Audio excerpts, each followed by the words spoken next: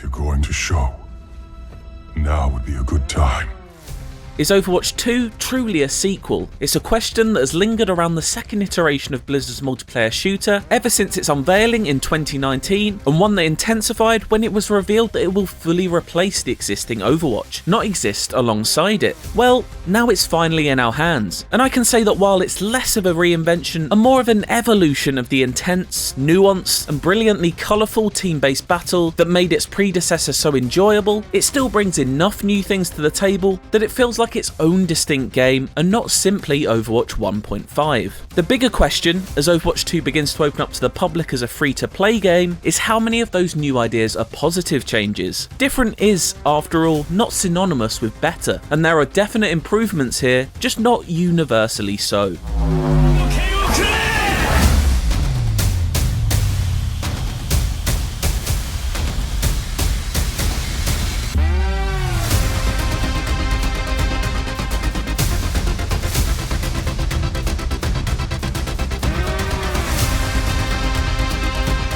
Because it's not a radical reinvention, Overwatch 2 still revolves around the exciting, team-based hero shooter gameplay that made the original such a massive hit when it launched in 2016. Its sheer variety and character design across its 35 heroes, the ways in which they each feel unique to control, and the charm bursting from every scene remain clear to see. Everybody's weapons still feel fantastic to wield, and a full pass to the sounds they produce and a slight visual glow-up only adds to the empowering joy of battle. Its highs and lows, from the delight of those last-second tactical switch-ups to the agony of a teammate refusing to step onto the objective at a crucial moment, have yet to be fully replicated by any game since. Lovely. No!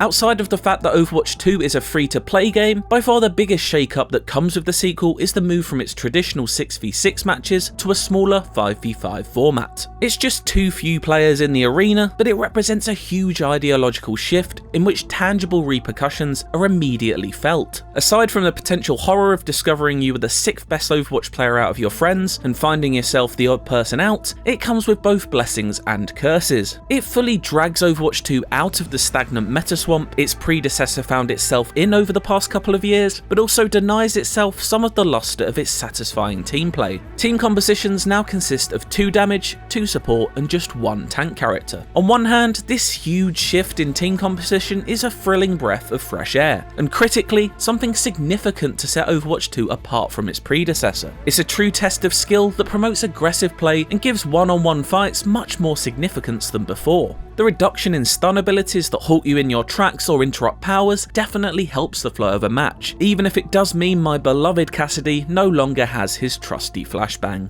On the other hand, Overwatch 2 appears to be moving away from the tactical team play that originally made it unique among shooters. It just feels like some of that satisfying team-centric magic has been lost in the process of shifting to 5v5. While it does mean that attritional shield battles thankfully appear to be a thing of the past, moments like perfectly timed ultimate combos are now a rarer sight. Matches often feel much more like sets of deathmatch skirmishes rather than long tactical battles. Many characters have been successfully reworked to fit into Blizzard's new 5v5 vision. Orisa, one of Overwatch's sturdiest defensive heroes, has undergone the most significant philosophical shift in terms of how Overwatch 2 is intended to be played by tank players.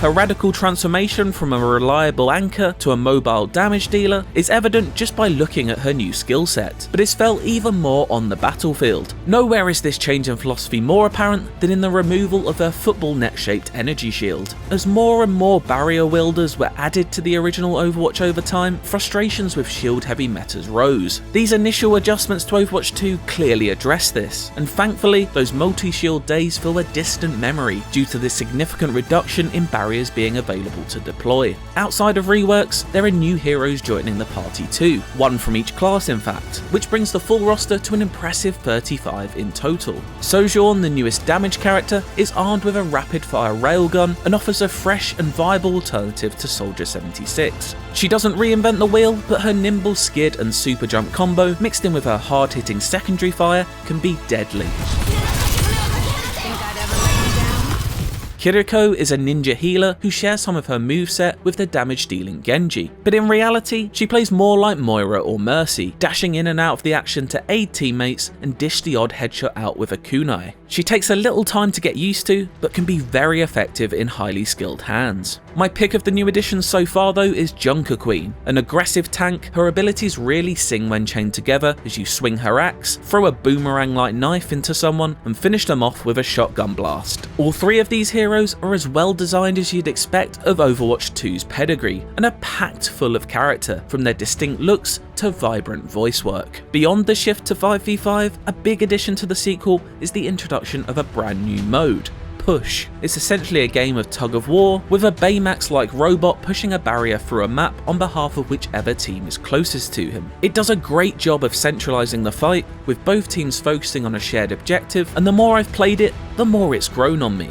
As with a real-life tug-of-war, Push is largely centred on momentum, and thus is very hard to wrestle back once things aren't going in your favour. This does mean that on those rare occasions when you do manage to turn the tide, it feels like a real team achievement though. A thrill that is so synonymous with Overwatch's other modes. I can see it becoming a real hit. The maps that accompany Push are all well put together, with the traditional mix of winding streets and tight choke points that Blizzard has always implemented effectively into its arenas. They're all lovingly crafted, with art and sound working in harmony to create little details that build into charm-filled holes. The 6 new additions that come with the sequel are no exception, with the Rio de Janeiro inspired map being my current favourite. Its charming carnival-themed payload that you navigate to Lucio's club showcases the joy Overwatch 2's maps can bring when they fuse both gameplay and character together.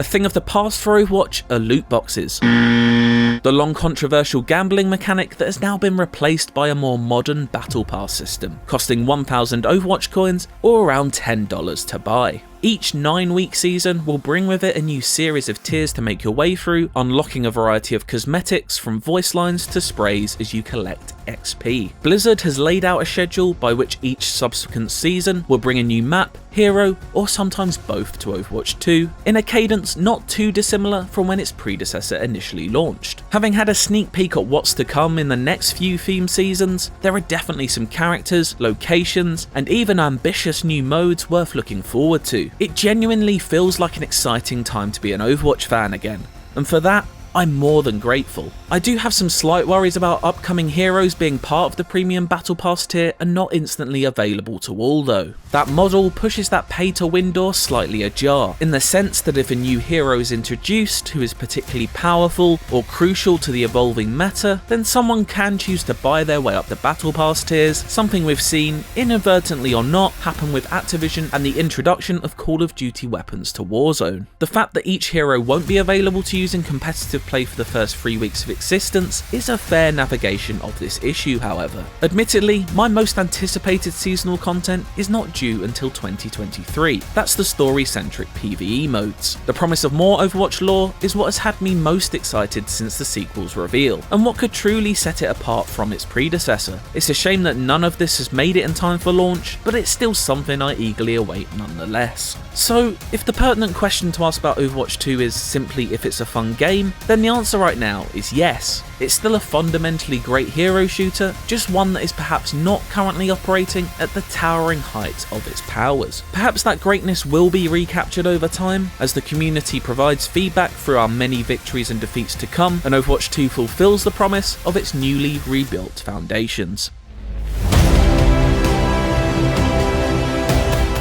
Overwatch 2 breathes new life into what was once the sharpest multiplayer shooter around before it had its edges severely dulled by Blizzard's attention shifting away. The switch to smaller 5v5 matches ushers in a new brawler age for Overwatch, where individual duels take precedence over tactical teamplay, and crucially, all but a handful of shields have been thrown out of the arena. The new heroes and maps hit the mark, while Push is one mode that could develop into a fan favourite over time. The fundamentals are all set for Overwatch to shine as it once did in the multiplayer shooter scene once again, and the future definitely looks bright with what is set to come over the following months. I can't review Overwatch 2 on what it could potentially be though, and instead can only judge what's in front of me at launch, and that is a very fun team-based FPS, packed full of charm and love for the world it takes place in, and one that I can't wait to lose hundreds more hours playing in.